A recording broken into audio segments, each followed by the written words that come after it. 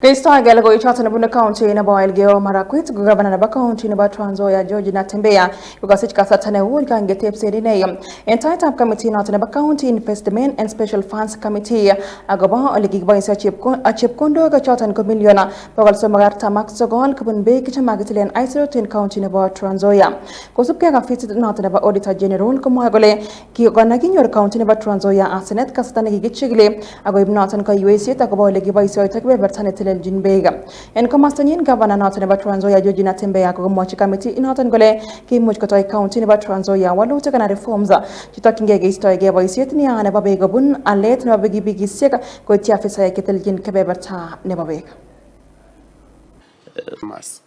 The billed water represents 55% of water produced, while 44.9% represents non-revenue water, as summarized in the table below. The water loss of 44.9% was over and above the WASREP acceptable threshold of 25% by 19.9% or 20%. The management did not provide satisfactory measures put in place so far to reduce the volume of non-revenue water going into the future.